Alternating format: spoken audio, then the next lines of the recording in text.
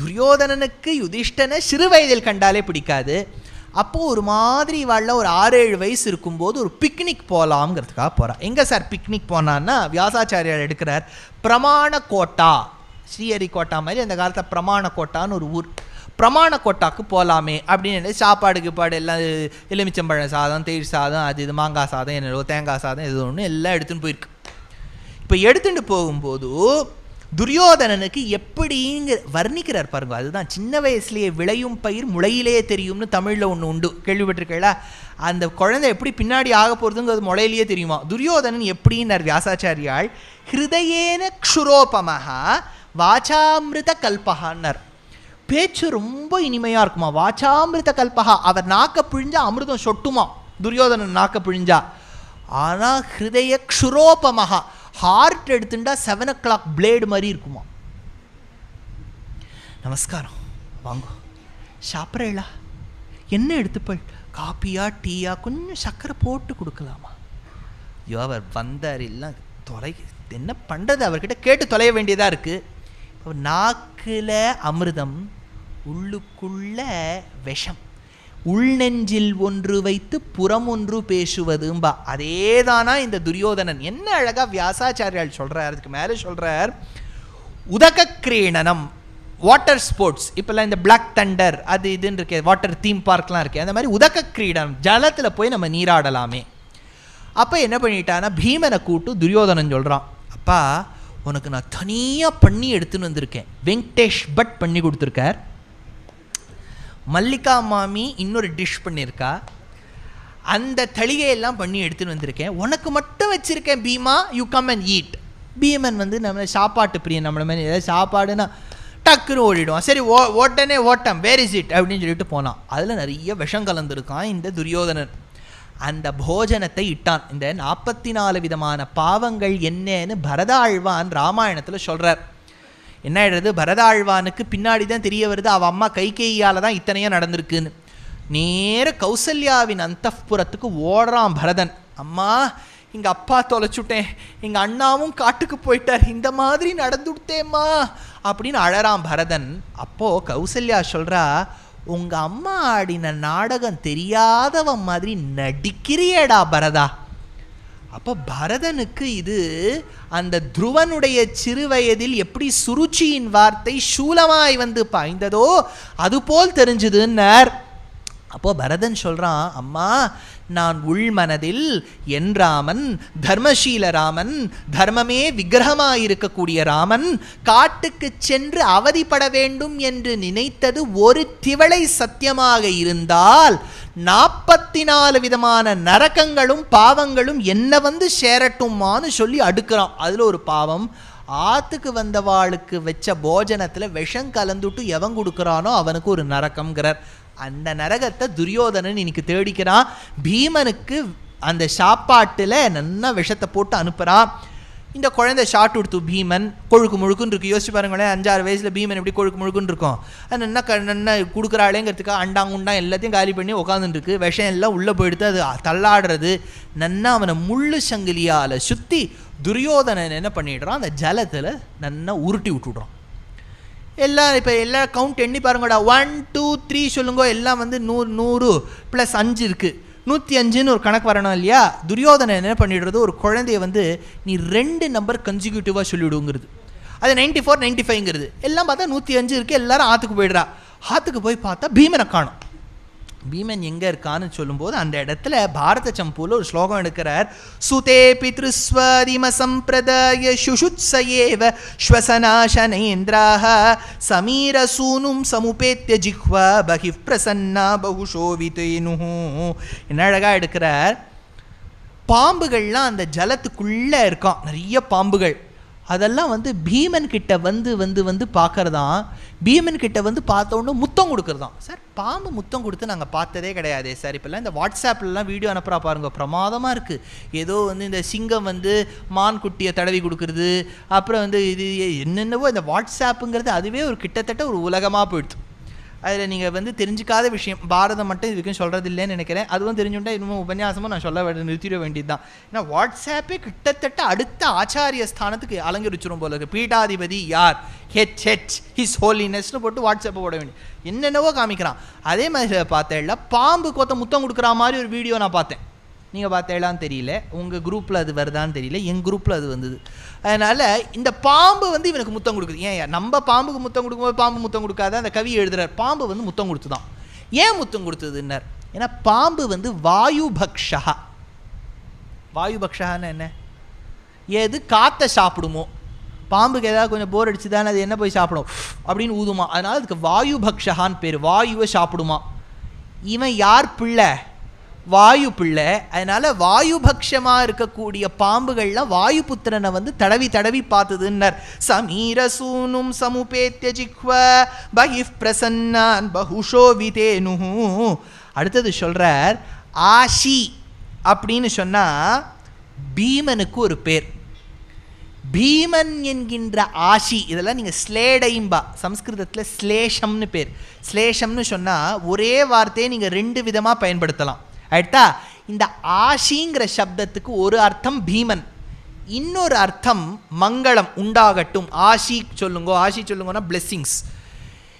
இந்த துரியோதனன் என்ன பண்ணியிருக்கான்னா, ஆஷியை எப்படியாவது தாக்கணுங்கிறதுக்காக விஷம் கலந்த சாப்பாடை கொடுத்துட்டு ஜலத்தில் உருட்டி விட்டானா, ஜலத்தில் உருட்டி விடப்பட்ட அந்த ஆஷியான பீமனுக்கு காட்டில் இருந்த ரிஷிகள் ஆஷி சொன்னாலாம். இதில் எந்த ஆஷி ஜெயிச்சதுன்னு கேட்டால் ரிஷிகள் சொன்ன ஆஷி தான் ஜெயிச்சதுன்னு அந்த கவி எடுக்கிறார். சுப்தஸ்ய தஸ்ய சுயோதன பிருத்ய முக்த வாதாஷனாஸ்ச சகலாவன தேவதாஸ்ச ஆஷீர்த்வயம் வபுஷிசா யுஷிச பிரதேனுஹு பூர்வான தத்ர சரமைவ புபோஷ வீரியம். அப்போ பாம்புகள்லாம் வந்து கடிச்சுதான். கடிச்சதில் என்ன ஆச்சுன்னு கேட்டார், நியூட்ரலைஸ் ஆகிடுதான் பாய்சன். ஏன்னா அது உடம்புல விஷம் இருக்குது, இது விஷத்தை உள்ளே கடிக்கிறது. இந்த விஷமும் அந்த விஷமும் இதாகிடுது. மைனஸ் இன்ட்டு மைனஸ் ப்ளஸ்ன்னு தானே வரும். அதே மாதிரி இது பாசிட்டிவ் ஆகிட்டு தான். பீமன் என்ன மொழி பெற்றான். அப்போ சொல்லி அனுப்புகிறாராம். யாருன்னு கேட்டால் இந்த இடத்துல ஒரு அழகான விஷயம் எடுக்கிறா.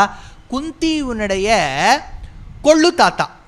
இப்போ குந்தியுடைய தாத்தா அப்பாலாம் யாருன்னு கேட்காதீங்க, அதுவே மகாபாரதத்துக்குள்ளே போயிட்டா சொல்கிறவருக்கும் கஷ்டம், கேட்குறவாளுக்கும் கஷ்டம். கொள்ளு தாத்தா, அவருக்கு அர்க்கன்னு பேராம். அந்த அர்க்கன் வந்து சொல்கிறாராம், அம்மா நாகதேவதை கிட்ட, இந்த பீமனுக்கு நான் சொல்லுகின்றபடியால் ரசங்கள் நிறைய கொடு. இதுக்கு வியாக்கியாத்தா கேட்டார், ஏன் அந்த கொள்ளு தாத்தா வந்து சொல்லணும்னு. அதுக்கு பதில் சொல்கிறார், குந்திவனுடைய அப்பா வந்து மூதாதையர்களுக்கு ஸ்ராத்தம் ஒழுங்கா பண்ணதுனால இந்த குழந்தை அவதிப்படும் போது அந்த மூதாதையர்கள் வந்து அனுகிரகம் பண்ணதாக சரித்திரம். பாருங்க, இந்த ஸ்ராத்தத்தை சொல்றதுக்கு என்னமா வியாசாச்சாரியார் அடுக்கி வச்சிருக்காரு. என்னன்னா, குந்தியினுடைய கொள்ளு தாத்தா அர்க்கன் வந்து சொன்னாராம் நாகதேவதை கிட்ட, என்னுடைய கொள்பேரனுக்கு நீ இந்த கொள்பேரன்ல கொள்ளு பேரனுக்கும் அடுத்தது எள்ளு பேரனுக்கு நீ வந்து இந்த ரசத்தை கொடு.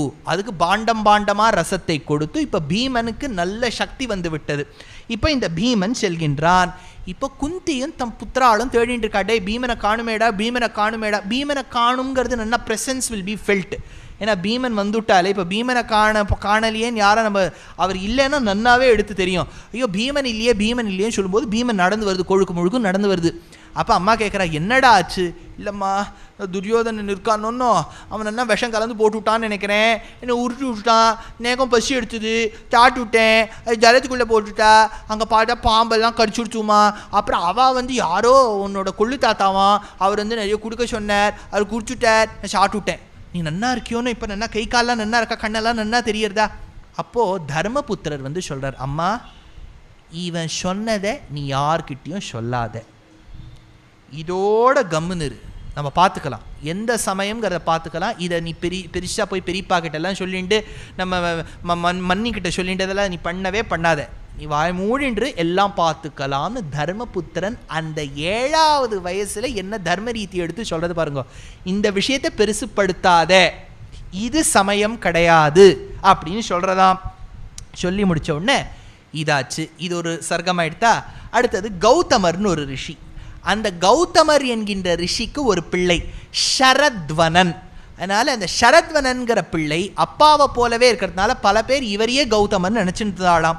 அந்த கௌதமர்கிட்ட ஜனபதி, அந்த கௌதமர் தவம் மேற்கொண்டார். தவம் மேற்கொண்டால் யார் வந்து ஒரு அப்சரஸ் அனுப்புவா? இந்திரனுக்கு அதே தான் வேலை. ஜனபதி அப்படின்னு ஒரு அப்சரஸ் அமிச்சான். அந்த ஜனபதியின் அழகில் மயங்கிய இந்த கௌதமன் என்கின்ற ஷரத்வனன் என்ன பண்ணுறான், தன்னுடைய உயிரணுக்களை பூமியில் விடுகின்றான். அது மண்ணோடு கலந்து 2 பாகமாக பிரிக்கிறா. ஒரு பாகம் பிள்ளையாக மாறுகின்றது, இன்னொரு பாகம் பெண்ணாக மாறுகின்றது. பிள்ளை பாகத்துக்கு கிருபன் அப்படின்னு பேரு, பெண் பாகத்துக்கு கிருபி அப்படின்னு பேர் ஏற்படுறதாம். கிருபயா என்மயா பாலாம் விமௌ சம்பர்திதாவதி. ஆச்சா, இப்போ இந்த பிறந்த கிருபனுக்கு அப்பாவான ஷரத்வனன் என்கின்ற கௌதமரே எல்லா வித்தைகளும் கற்றுக் கொடுக்கிறார். அந்த காலத்தில் புத்திராளுக்கு இன்னொருத்தர் தான் கற்றுக் கொடுக்கணுங்கிறது இல்லை, அப்பாவே சாஸ்திரங்கள் கற்றுக் கொடுப்பார். பித்ரே பிரம்மோபதேஷ்ட்ரேமே குரவே தெய்வத்தாயச்ச. ஒரு மனிதனுக்கு அப்பா என்கின்ற ஸ்தானம் எதனால் ஏற்படுகின்றது? சார் நான் பெத்தெடுத்துட்டேன் சார், பெத்தால் மட்டும் போராதுங்கிறது சாஸ்திரம். 5 விதமான அப்பாக்கள் இருக்காளாம் சாஸ்திரத்தில். ஒன்று யாருன்னா, யார் நம்மளை பெத்தெடுக்கிறாளோ, அடுத்தது யார் நமக்கு ஜாதகர்மா பண்ணுறாளோ, ஜாதகர்மா நாமகர்மாதிகள் பண்ணுறாளோ, அடுத்தது யார் நமக்கு பிரம்மோபதேசம் பண்ணி வைக்கிறாளோ, யாருக்கு நம்ம அந்திம சம்ஸ்காரம் பண்ணுறோமோ இல்லையா. ஏன்னா அப்பாவுக்கு மட்டும்தான் பண்ணணுங்கிறது சாஸ்திரம் கிடையாது. நிறைய இப்போது அந்த காலத்தில் தாத்தா பாட்டிகளே என்ன பண்ணுவான்னா பேரனை தத்தெடுத்துப்பா. நீங்கள் கேள்விப்பட்டிருக்கா இல்லையான்னு தெரியல. அதனால் தனக்கு ஸ்வபுத்திராள் இல்லைன்னா அப்பா அந்த தாத்தாவானவர் அப்பா ஆயிடுவார். அது நிறைய விஷயங்கள் இருக்குது சூக்ஷ்மமாக. அதனால் அப்பா படித்தவராக இருந்தால் பாவம் புத்திராளுக்கு கற்றுக் கொடுத்துருவார். இப்போ அப்பா வந்து இன்னொருத்தர்கிட்ட அனுப்பிச்சு நீ வேதம் கற்றுக்கோன்னு சொல்கிறார். ஏன்னா அப்பாக்கே அங்கே கற்றுண்ட பாடு இல்லையே, அதனால் இன்னொருத்தர்கிட்ட அனுப்புங்கிறார். இவருக்கு அப்பேற்பட்ட பாக்கியமெல்லாம் இவருக்கு ரொம்ப வசதியாக அமைஞ்சு கொடுத்து அப்பாக்கிட்டே போய் கற்றுண்டார். அதனால் கிருபின்னு ஏற்பட்டது. இன்னொரு பக்கம் பாருங்க, இதில் என்னென்னா பரத்வாஜர்னு ஒரு ரிஷி. அந்த பரத்வாஜ ரிஷி ஒரு நாள் தவம் மேற்கொள்ளும் போது ஒரு ஸ்திரீ வந்தாள், கிருதாச்சி அப்படின்னு பேர். இந்த கிருதாச்சியோடு ஏற்பட்ட ஒரு சந்தர்ப்ப விசேஷமாக அவருடைய உயிரணுக்கள் கீழே விழுந்தது. இந்த உயிரணுக்களை ஒரு குவளையில் போட்டு ரட்சித்தார்கள். குவளைன்னு சொன்னால் ஒரு பெரிய துரோணம்னு வச்சுக்கோங்களேன், ஒரு பெரிய ஒரு அரைக்காப்பிடின்னா சிவம்னு பேர், முழுக்காப்பிடின்னா துரோணம்னு பேர். இந்த துரோணத்தில் வச்சுண்டா.